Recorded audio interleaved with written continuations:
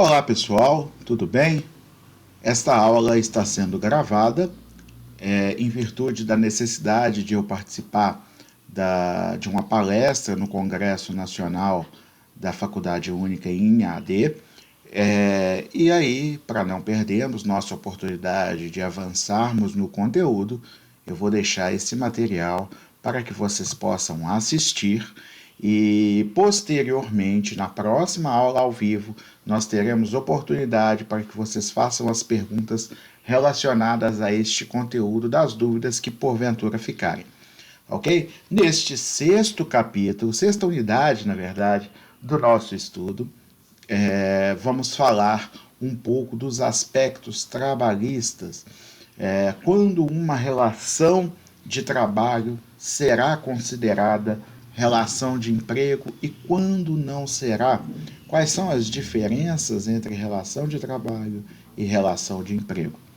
Na aula de hoje, a gente vai trabalhar esse tema e eu espero que ao final desta aula vocês consigam diferenciar com eficiência uma relação de trabalho que não configura vínculo empregatício para uma relação de emprego propriamente dita.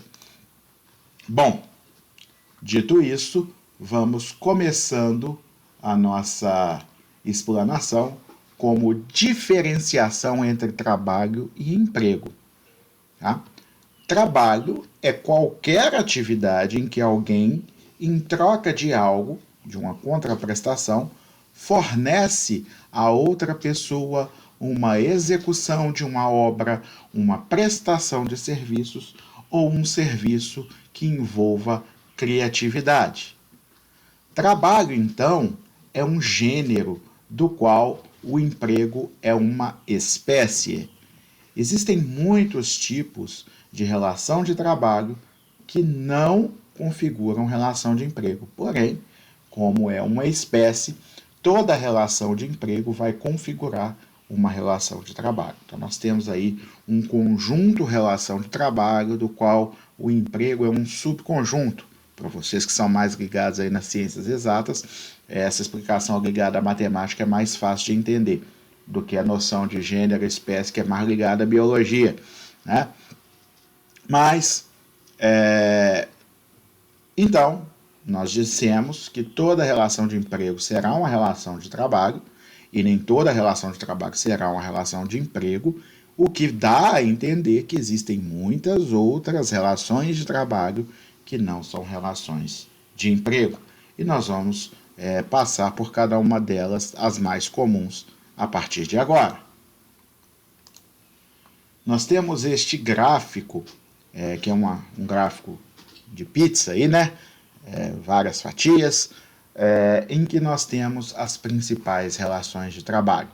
Nós vamos começar explicando a relação de trabalho autônomo, passando pela relação de trabalho avulso, e depois a eventual, depois a institucional, depois o estágio, depois o trabalho voluntário e, por fim, vamos falar do que nos interessa mais nessa aula, que é a caracterização da relação de emprego propriamente dita.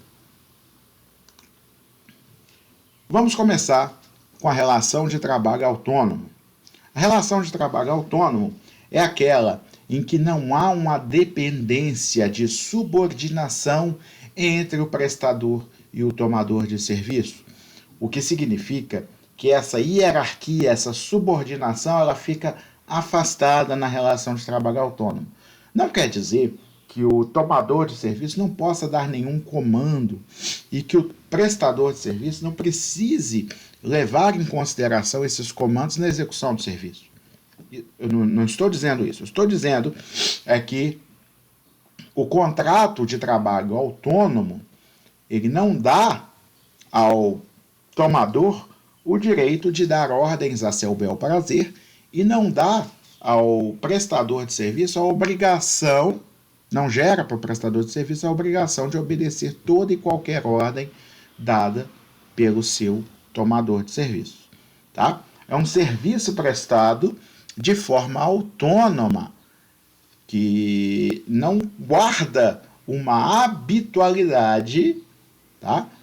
de trabalho entre o autônomo e o tomador, certo? Então você percebe que esse serviço ele vai ser prestado de forma isolada, de forma autônoma, e que ainda que um mesmo trabalhador autônomo seja sempre contratado por um determinado tomador de serviços, cada prestação de serviço será individualizada e autônoma, não fazendo parte de um mesmo contrato. Ok? Outra característica do autônomo é a profissionalidade, o que significa que este trabalhador autônomo ele está exercendo a profissão que ele exerce de forma habitual.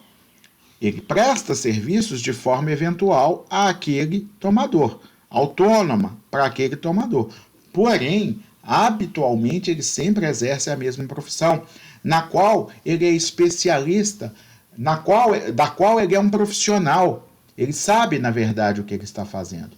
O que significa que ele não está ali quebrando galho. Ele está sendo contratado como um profissional gabaritado e capacitado daquela área, certo? Na relação de trabalho autônomo, os riscos da atividade correm por conta do prestador de serviços e não por conta do tomador. O que eu quero dizer com isso é que, vamos dar um exemplo aqui. Imaginem vocês que uma tempestade impediu que a prestação de serviços de um autônomo fosse realizada num dia determinado. Em virtude dessa tempestade, não houve trabalho. O que vai acontecer é que o tomador de serviços não precisará pagar nada a mais pelo tempo a mais que levou o serviço para ser executado em virtude da tempestade, uma vez que os riscos da atividade correm por conta do tomador. Se fosse uma relação de emprego, os riscos seriam do empregador, o que faria com que um dia sem trabalho, em virtude das condições climáticas ruins, condições do tempo ruins, fosse suportado financeiramente pelo empregador e não pelo trabalhador. Ok? Nós, como exemplo de trabalhadores autônomos, nós vamos ter um pintor, um pedreiro autônomo, um eletricista.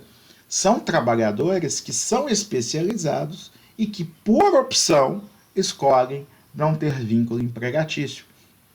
Esses trabalhadores, muitas vezes, ganham mais dinheiro do que o empregado fichado, o empregado contratado numa relação de emprego.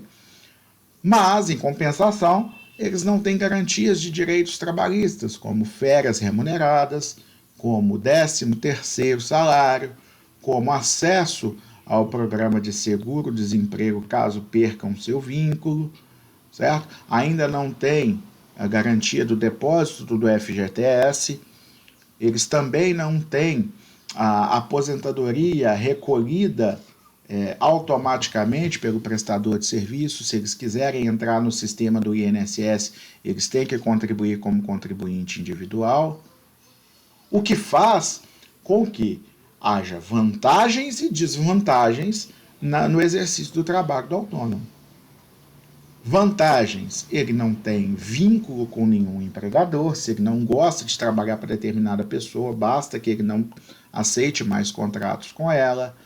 Ele não tem obrigatoriedade de trabalho em nenhum dia específico. Se ele resolve tirar uma folga, basta que ele não vá trabalhar e não pegue nenhum contrato para aquele dia. Ele pode sair de férias no dia que ele quiser, ele pode viajar para a praia no dia que ele quiser. Entretanto, algumas desvantagens vão acontecer também, como, por exemplo, o INSS ele tem que pagar separado, as férias não são remuneradas, não tem 13º e etc. A grande vantagem é que ele consegue, pelo preço da prestação de serviços, ganhar mais que um trabalhador fichado, em média. O que faz com que ele possa suportar essas desvantagens, se assim for do seu desejo. Ok? Muitas pessoas, elas optam por prestar serviço de forma autônoma após se aposentar e não mais conseguir ingressar de maneira formal no mercado de trabalho. devido à idade, pelo fato de não conseguirem concorrer com trabalhadores mais jovens e menos qualificados, que às vezes exigem menos pretensão salarial, e aí vale mais a pena que o profissional preste serviço como autônomo, ok? Mas é uma opção de todo trabalhador trabalhar de forma autônoma. Vamos falar agora da segunda relação de trabalho que a gente vai falar hoje, que é a relação de trabalho avulso.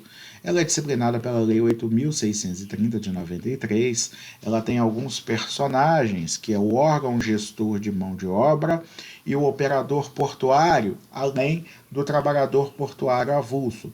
Tudo que eu estou falando em relação ao trabalhador portuário pode ser aplicado por analogia a um trabalhador ferroviário ou a um trabalhador rodoviário, mesmo que a lei se refira ao trabalhador portuário, cabe essa interpretação analógica, porque não existe lei específica para esses tipos de trabalhadores. O que é o trabalhador avulso? É um trabalhador que ele presta serviços na carga e descarga de navios, na logística dos portos do país, que são necessários esses serviços quando atraca algum navio. Você vai observar que os navios eles não vão viajar com toda a mão de obra necessária para a descarga, para a logística, para a triagem de todo o material que eles estão carregando, principalmente os grandes cargueiros. O que faz com que seja necessário, quando esse navio atraca em determinado porto para carregar ou descarregar, que sejam arrebanhados trabalhadores, que sejam convocados trabalhadores para prestar esse serviço.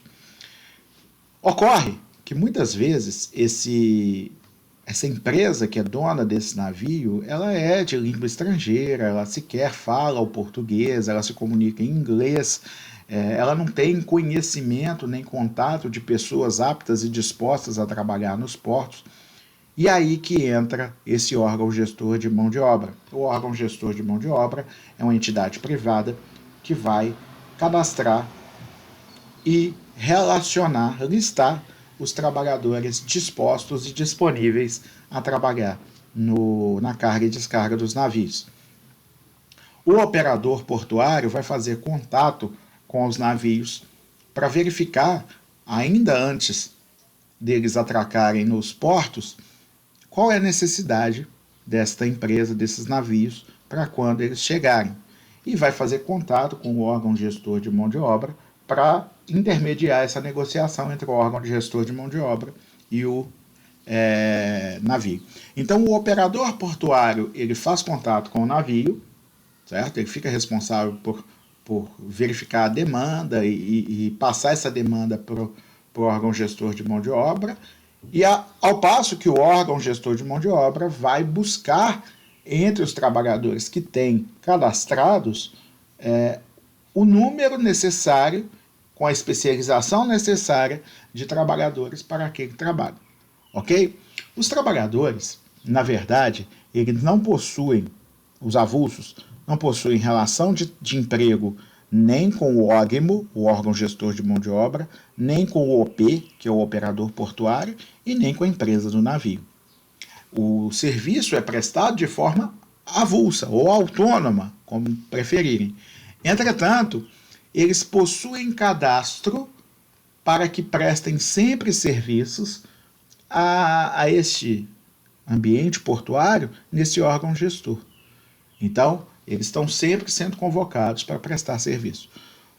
Quando há algum problema relacionado a direito trabalhista, né, direito dos trabalhadores avulsos, é a Justiça do Trabalho que vai resolver, embora não seja uma relação de emprego, eles não sejam regidos pela CLT, que são regidos pela Lei 8.630.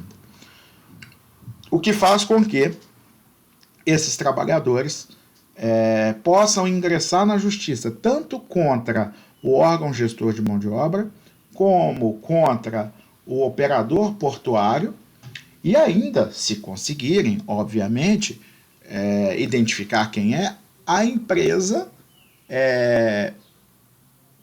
que tomou os serviços, dona do navio. Eles vão poder processar quem quer que seja, e aquele que for responsável pelo pagamento poderá se ver livre da obrigação, tendo, se for o caso, direito de regresso contra os demais. Ok? Então, é uma forma de intermediação da relação de trabalho entre o trabalhador avulso e o navio que chega para ser aportado, para ser atracado. Ok? Nós temos ainda a relação de trabalho eventual, que se assemelha muito à relação de trabalho autônomo. É um serviço realizado em caráter esporádico, de curtíssima duração, geralmente diferente da atividade fim de uma empresa, um serviço que precisa ser realizado, uma pintura de uma parede, consertar de uma lâmpada, de uma tomada, o reboco de um muro, etc. Normalmente, para esses serviços, poderiam ser contratados trabalhadores autônomos, mas o custo do trabalhador autônomo, que tem uma relação de trabalho com maior profissionalidade, ele é especialista na área, geralmente é mais alto. E aí, o tomador pode optar por um serviço simples, de pequena complexidade, contratar um quebra-galho, uma pessoa que faça qualquer tipo de serviço, que tenha conhecimentos básicos de elétrica, de construção civil, etc. e tal, para que essa pessoa realize pequenos serviços que não tenham complexidade e que não tenham necessidade de muita perfeição técnica. Tá? Esse trabalhador eventual é aquele popular bico, é aquele popular quebra-galho, que não tem nenhuma habitualidade e também não tem especialidade, ele não tem profissionalidade, certo? Ora ele está trabalhando como pintor, ora ele está trabalhando como eletricista, ora ele está trabalhando como ajudante. Essa profissionalidade fica por conta do autônomo, enquanto o eventual ele quebra o galho para o que deve ok? Essa atividade eventual, ela também é remunerada sem que seja considerada uma relação de emprego, tá? Ela é uma prestação de serviços cível. Essa remuneração, obviamente, ela vai ser mais em conta do que uma remuneração de um autônomo, que é um profissional da área, né, um profissional especializado. E ainda temos a relação de trabalho institucional, que é aquela relação do servidor público com o ente público que o contrata. Eu não estou me referindo ao empregado público, que o empregado público, na verdade, ele tem uma relação de emprego, ele é seletista, e o empregador é o ente público. Porém, estou me referindo àqueles servidores estatutários, que não são regidos pela CLT, e sim são regidos pelo estatuto próprio, pela lei própria, certo? Então, esse funcionário público, esse servidor público, ele é funcionário das pessoas jurídicas de direito público interno. Eles não têm vínculo de emprego, eles têm vínculo institucional. O ingresso deles na carreira é através de concurso público e eles possuem estabilidade após o período de prova. Essa estabilidade impede que eles sejam dispensados do serviço público sem a realização de falta grave. E mesmo quando cometem falta grave, é necessário instaurar processo administrativo contra eles que possibilitará sua ampla defesa. Ok? No regime federal, os servidores públicos federais, que são trabalhadores institucionais, eles são regidos por uma lei que se chama Regime Jurídico Único, que é a Lei 8.112 de 1990. Mas os servidores municipais e estaduais podem ter leis próprias. Se você for verificar, por exemplo, os policiais civis têm a lei orgânica da Polícia Civil. Se vocês forem considerar servidores municipais, eles podem estar regidos pelo Estatuto dos Servidores Municipais, por leis individuais esparsas e ainda pela Lei Orgânica Municipal. Então, a legislação própria é a característica desse tipo de trabalhadores. Eles não são regidos, como eu disse, pela CLT e não possuem relação de emprego, e sim uma relação estatutária institucional. Continuando a nossa aula, vamos falar da relação de trabalho-estágio. Como assim? É estágio ou é trabalho? Na verdade, o estágio é uma atividade que é mesclada, dividida entre atividade acadêmica e atividade de trabalho. É uma prestação de trabalho, de serviços que tem motivação acadêmica, que tem caráter acadêmica. Ela é regida pela Lei 11.788 de 2008 e é um ato educativo. Ele faz parte do programa de ensino e é supervisionado, realizado, desenvolvido no ambiente de trabalho, o que faz com que, além de ser uma relação de trabalho, acaba se tornando também uma atividade acadêmica. O objetivo do estágio é preparar estudantes que cursem ensino regular, superior, profissionalizante, de ensino médio, especial ou de educação profissional de jovens e adultos, para o ingresso no mercado de trabalho através da prática profissional. Os personagens do contrato de estágio ou da relação de estágio são o estagiário, que é o estudante, a instituição de ensino, que pode ser ou não ser instituição de ensino superior, pode ser uma instituição de ensino técnica, profissionalizante, pode ser uma instituição de ensino básica, etc. E a parte concedente do estágio, que é o profissional ou empresa que concede o estágio ao estudante. Ele não vai criar vínculo de emprego se respeitar os seguintes requisitos. O primeiro requisito é a matrícula do estudante na instituição de ensino e a frequência regular. Por isso que mesmo quando você já concluiu suas disciplinas teóricas e falta apenas o estágio para realizar, você precisa manter o seu vínculo com a instituição de ensino, matriculando-se ainda que seja apenas na disciplina estágio, certo? É necessário que você mantenha esse vínculo para conseguir permanecer no seu estágio até o fim. Celebração de termo de compromisso entre o educando, ou o estagiário, ou o estudante, a instituição de ensino e a parte concedente. São os três personagens que deverão assinar o termo de compromisso. Esse termo de compromisso, além de estabelecer carga horária, se vai haver ou não vai haver bolsa, quais são as atividades acadêmicas que serão abordadas, qual que será a interdisciplinaridade entre as matérias cursadas no curso e a atividade realizada no estágio, ele vai estabelecer também as diretrizes gerais da realização do estágio.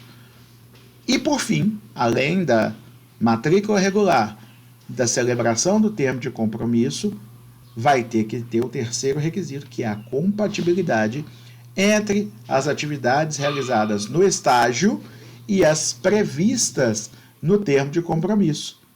Se o estagiário é contratado com um termo de compromisso para a realização de determinadas atividades, aquelas relacionadas à sua formação acadêmica, ao curso que ele está fazendo, e na prática ele é mandado para um serviço que não tenha nada a ver com aquilo, a gente brincar, ele foi contratado para fazer um estágio em administração e ele acaba servindo cafezinho. Nada contra os profissionais que servem cafezinho. É uma profissão como qualquer outra, digna como qualquer outra. A questão é a compatibilidade entre servir cafezinho diariamente, ter que ficar preparando café toda hora, servindo café para todo mundo, limpando o escritório. Como eu disse, nada contra as pessoas que precisam fazer isso e são contratadas para esse fim, mas isso não é administração.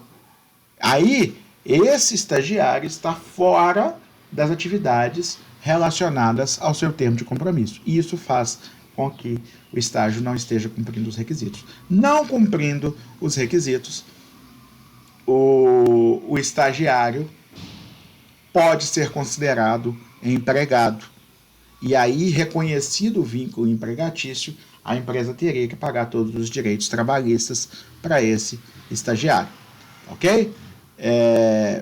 Finalmente, podemos dizer que existe uma relação entre número de estagiários e número de empregados da empresa, para que a empresa não possa demitir todos os seus empregados e contratar apenas estagiários a um custo mais baixo.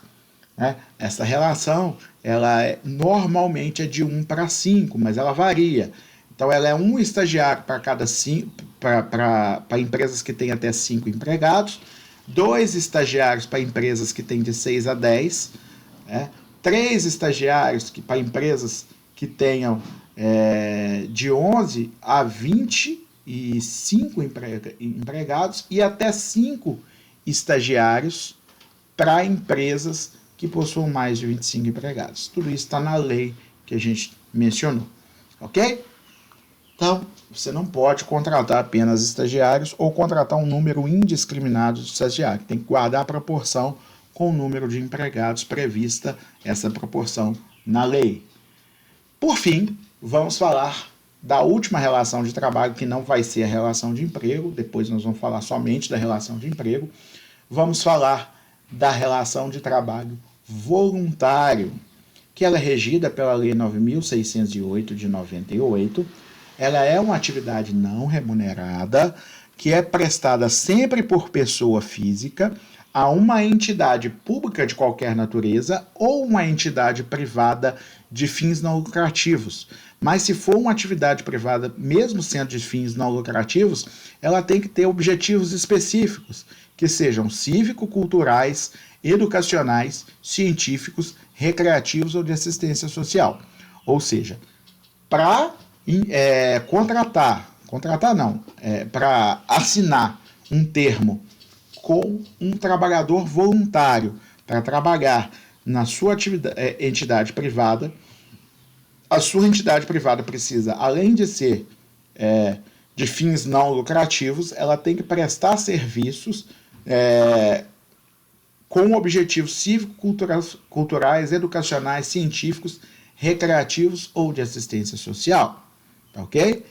Não gera vínculo de emprego. Trabalho voluntário não pode gerar vínculo de emprego, tá? Vocês vão ver daqui a pouco que um dos requisitos da relação de emprego é justamente o contrário, é ser remunerado, ok? E o voluntário pode ser ressarcido em dinheiro se ele tiver gastos. Vamos supor que para prestar um serviço que é voluntário, ele gastou um tanque de gasolina do carro dele. Ele pode ter o tanque cheio pela instituição sem que isso represente remuneração. Isso é apenas um reembolso, ok? Lembrando a vocês, então, que para ser considerado uma relação de trabalho voluntária, é importante que o trabalhador voluntário seja pessoa física, se for pessoa jurídica já não pode, e além disso, é importante que a entidade que o emprega, eu usei mal a palavra emprega, não é emprega, que toma esse trabalho voluntário, tem que ser pública ou privada com os objetivos que a gente falou aqui, tá certo? Por fim, temos a nossa relação subordinada, que é a relação de emprego. Nós vamos falar dela agora. Quais são os requisitos legais para que uma relação de trabalho seja considerada relação de emprego, seja regida como relação de emprego e, por fim, tenha condão de dar ao empregado e ao empregador todos os poderes e deveres e direitos e obrigações relativos a uma relação de emprego, tá? Então vamos a seguir traçar os requisitos, que são 5, tá? Tem um sexto que não é requisito segundo a maioria dos doutrinadores, mas os requisitos que a maioria considera são 5. O primeiro requisito é que o trabalho precisa ser prestado por uma pessoa natural ou pessoa física. Se é pessoa jurídica prestando o serviço, esse serviço não será considerado relação de emprego. Por isso, muitas empresas hoje em dia exigem que os seus contratados constituam um CNPJ para prestar serviço através do CNPJ. Isso é com a finalidade de escapar da constituição de uma relação de emprego.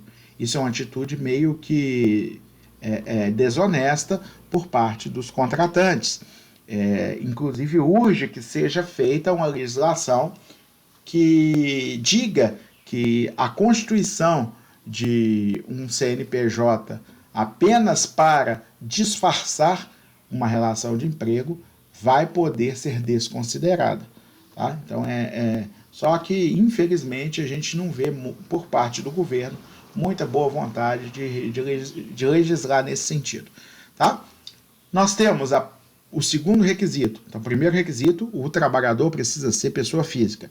Segundo requisito, o trabalhador tem que trabalhar com pessoalidade, ou seja, ele precisa prestar o serviço pessoalmente. Ele não pode enviar quem quer que seja em seu lugar. A contratação dele é personalíssima. Ele foi feito, essa contratação, para que ele pessoalmente exerça o trabalho.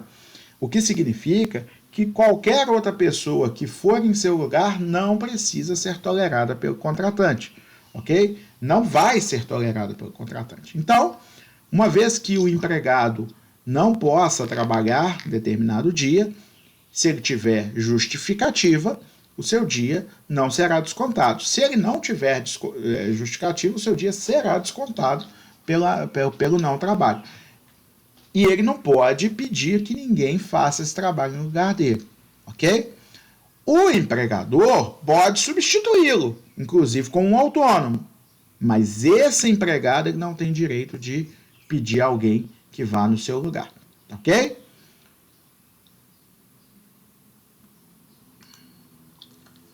O terceiro requisito para que seja caracterizada uma relação de emprego é o requisito da não eventualidade, que é sinônimo de habitualidade. O que significa não eventualidade? Justamente o que o nome diz. O trabalho não pode ser eventual, não pode ser prestado de vez em quando, ele tem que ser prestado com uma regularidade, de uma forma contínua, permanente, durante determinado espaço de tempo. Né? Após a PEC das domésticas, a jurisprudência foi fixando-se no sentido de que é necessário mais de 2 dias por semana, muito embora algumas considerações precisem ser feitas a respeito disso. Primeiro que a Lei Complementar 150, que fala dos trabalhadores domésticos, fixou esses 2 dias como o máximo do trabalhador autônomo e a partir de 3 dias configura-se a habitualidade necessária para gerar relação de emprego. Tá? Mas a gente tem que fazer outras considerações. Por exemplo, se eu tenho um serviço, um bar, que funciona apenas 2 dias por semana, sextas e sábados, e um garçom trabalha toda sexta e todo sábado para mim, ele tem ou não tem habitualidade? A jurisprudência, os tribunais têm considerado que sim, ele tem uma habitualidade, porque todos os dias que eu estou aberto, ele está trabalhando para mim. Ou seja, não é a mesma coisa que um bar que funciona 6 ou 7 dias por semana e o empregado trabalha apenas 2 dias, e o trabalhador trabalha apenas 2 dias. Nesse caso, o trabalhador que trabalha 2 dias em 6 ou 7 dias, ele seria considerado trabalhador autônomo. Ao passo que o empregado, o trabalhador que trabalha todos os dias que o estabelecimento funciona, sendo que o próprio estabelecimento só funciona 2 dias por semana, vai ser considerado um trabalhador habitual, ok? Habitualidade não é a mesma coisa que continuidade, tá? Habitualidade, ela se parece com continuidade. Por mais que eu falei aqui que o trabalho habitual é realizado de forma contínua, o trabalho habitual também pode ser realizado de forma descontínua, através do trabalho intermitente que foi introduzido na legislação pela Lei 13.467 de 2017, que é a reforma trabalhista. Esse trabalho ele tem habitualidade porque ele tem um contrato firmado em que um tomador de serviço, que é o empregador, sempre convoca o empregado quando há serviço. E quando há serviço, esse trabalhador trabalha de forma habitual. Ocorre que quando não há serviço, o contrato fica suspenso, certo? E esse trabalhador vai para sua casa. E pode, inclusive, trabalhar para outras empresas. Isso não afasta a habitualidade. Porque quando há serviço, ele trabalha sempre de forma habitual. Ok? Então, outra dica que eu sempre dou aos meus alunos é não confundir o não aí, tá? Esse não aí, não eventualidade, significa que o trabalho, que o emprego como relação de trabalho não pode ser eventual. Tá? Tem muito aluno que na hora da prova coloca não habitualidade. Está errado. É justamente o contrário do requisito. Tá? O requisito é não eventualidade ou habitualidade. Se eu falar não habitualidade, eu estou falando o contrário. Ou se eu falar o requisito da eventualidade, aí eu estou falando justamente o contrário. Então, prestar atenção para não confundir esse não aí. Tá? É não eventualidade ou habitualidade. Alguma coisa que é habitual, ela justamente não é eventual. O quarto requisito é o requisito da onerosidade. O que significa onerosidade? A prestação de serviços tem que corresponder a uma contraprestação onerosa, que servirá de remuneração pelos serviços prestados. Essa remuneração pode ser toda em dinheiro ou parte em dinheiro e parte em utilidades, tá? Não necessariamente ela precisa ser somente em dinheiro, pode ser parte dela em utilidades. Entretanto, tem que haver uma contraprestação onerosa pelo emprego. Não gera vínculo empregatício e trabalho voluntário, certo? Então, é necessário que haja esse quarto requisito da onerosidade. Por fim, o quinto e o quase último requisito, porque na verdade ele é o último que todos concordam. Tem um lá que é só um autor que fala, eu vou falar dele também, mas a gente vai falar do quinto requisito, que é o da subordinação. Relação de emprego tem que ser subordinada. O empregado é juridicamente subordinado ao empregador. Quando eu digo juridicamente subordinado, eu estou querendo dizer que não precisa ser uma subordinação econômica. Às vezes, o empregado vai ser mais rico que o empregador. Como poderia ser? Vamos supor que o Neymar, no final da carreira dele, ele resolva trabalhar no Ipatinga Futebol Clube. Vamos supor que ele goste de Ipatinga e queira encerrar a carreira dele aqui. O Neymar pode ter muito mais dinheiro do que o Ipatinga. Ele pode ter dinheiro para comprar 10 Ipatinga, certo? A questão é, por que ele está sendo subordinado juridicamente? É justamente porque o contrato de trabalho torna ele hierarquicamente inferior do que o técnico, do que o supervisor lá de futebol, do que o presidente do clube. Então ele tem pessoas que são hierarquicamente superiores a ele, tá certo? E essa hierarquia é característica da relação de emprego, tá certo? Além disso, a subordinação não precisa ser técnica. O empregado pode ser muito mais inteligente, muito mais capacitado do que o seu empregador. Isso é óbvio, né? Se o empregador soubesse fazer tudo, muitos empregados ele sequer precisaria contratar. E isso gera uma obrigação do trabalhador de obedecer, né, essas ordens dadas para ele, empregado pelo empregador. Essas ordens, essa capacidade de dar ordens do empregador e a obrigação de obedecer ordens do empregado decorrem do contrato de trabalho, da relação de emprego.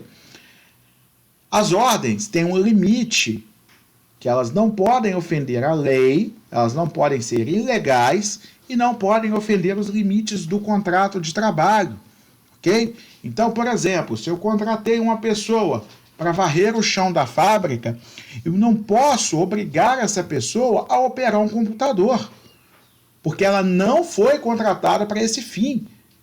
O fato dela se recusar a operar um computador, tendo sido contratada para limpar o chão, significa que ela não é juridicamente obrigada a realizar uma atividade completamente fora do seu espectro de atuação profissional ditado no contrato de trabalho. A pessoa foi contratada como auxiliar de limpeza, ela não é obrigada a realizar serviços de computação, ok? Então, o empregador não pode realizar ordens, e se ele realizar, o empregado pode, dentro dos limites da educação, da civilidade e da urbanidade, ele pode se recusar a cumprir, e essa recusa não vai ser considerada como insubordinação e não vai dar motivo para justa causa, ok? Professor, e se esse empregado recusar a cumprir uma ordem que seja ilegal ou ofenda o contrato de trabalho, ele pode ser mandado embora? não por justa causa. Mas sem justa causa, o empregador pode mandar ele embora. Ocorre, quando manda embora sem justa causa, vai ter que indenizar com todos os direitos, tá ok? Bom, o empregador pode aplicar penalidades pelo descumprimento das ordens, como uma advertência, a suspensão disciplinar e, em último caso, e mais grave, a dispensa por justa causa. A CLT traz elencados nos seus artigos os motivos que são considerados justa causa, tá? E não pode fugir a esses motivos e criar outros. Além do que, a suspensão disciplinar ela é cabível quando a falta ela é mais grave do que uma falta leve.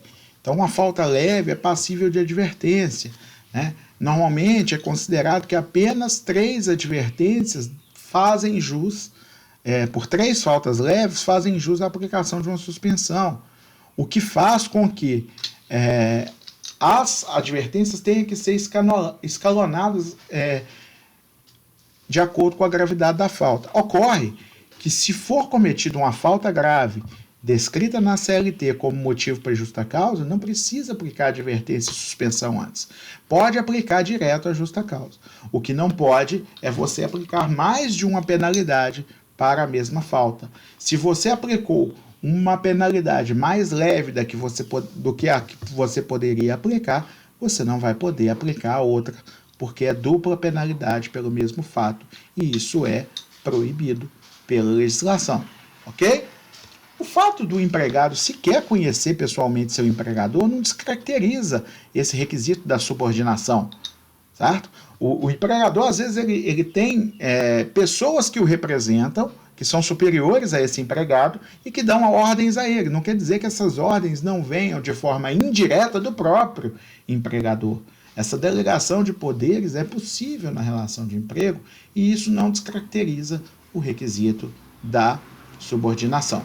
Então, num contrato de emprego sempre vai haver uma subordinação jurídica e hierárquica entre empregado e empregador. Por fim, temos o último requisito da alteridade. Esse requisito da alteridade, nem todos os autores consideram como requisito, na verdade a maioria não considera, tá? Considera apenas como uma característica peculiar à relação de emprego, mas que não é requisito para a constituição da relação de emprego. Apenas o professor Renato Saraiva, em seu livro, considera a alteridade como um requisito. Ele diz que a alteridade significa que os riscos da atividade correm por conta do empregador, ok? Que eles não podem ser transferidos para o empregado. Então, por exemplo, se um entregador, um delivery, né, um entregador motociclista, não consegue entregar uma pizza por causa do mau tempo ou por causa de um engarrafamento, ele não deve suportar o prejuízo. Quem deve suportar o prejuízo é a pizzaria, certo? Se um trabalhador não consegue realizar determinada parte de uma obra, sendo empregado, por causa do mau tempo, quem tem que suportar o prejuízo é a construtora e não ele, trabalhador. Então é bom que se diga que isso é uma característica das relações de emprego. Embora não seja considerado como requisito pela grande maioria das pessoas, né, e a lei também não considera como requisito, mas a alteridade é uma característica de toda relação de emprego. Ela vai acontecer se a relação for de emprego, tá certo? Então nós temos, como eu disse, 5 requisitos, vamos relembrar todos eles agora. Primeiro requisito, o empregado precisa ser pessoa física. O segundo requisito é o da pessoalidade, o empregado tem que cumprir pessoalmente a prestação de serviços. Terceiro requisito é o da não eventualidade, ou seja, o empregado tem que trabalhar pelo menos 3 dias em uma semana para que essa relação de trabalho dele seja considerada não eventual, ok? O quarto requisito é o da onerosidade, ou seja, a prestação de serviço tem que ser remunerada em dinheiro ou em dinheiro mais utilidades. E, por fim, o quinto requisito é o da subordinação.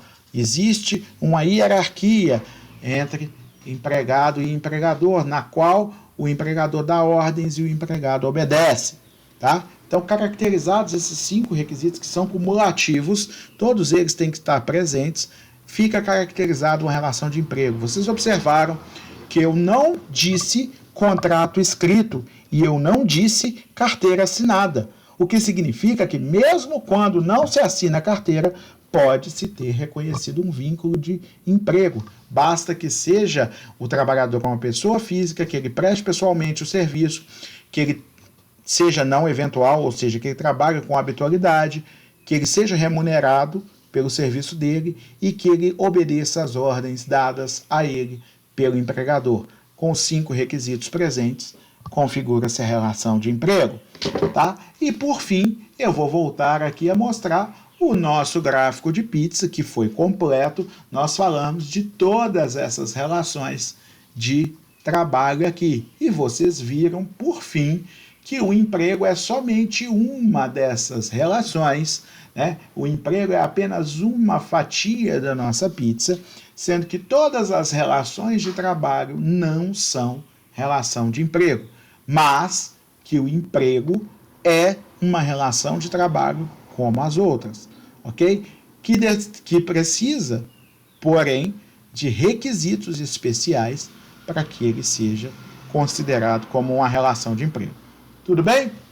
Consequências de se considerar uma relação como uma relação de emprego. A aplicação da legislação pertinente. No caso dos trabalhadores urbanos, vai ser a CLT, com todos os direitos que a Constituição garante para os empregados, ok? E aí você vai ter salário, você vai ter 13º salário, você vai ter férias remuneradas, você vai ter descanso semanal remunerado, você vai ter aviso prévio em caso de dispensa injusta, você vai ter direito à indenização de 40% do saldo do FGTS em caso de dispensa injusta, você vai ter o direito ao depósito do FGTS, você vai ter o direito a acessar o sistema de seguro-desemprego em caso de dispensa injusta e assim sucessivamente, certo? Todos os direitos relacionados a uma relação de emprego vão estar contemplados caso aqueles 5 requisitos sejam observados,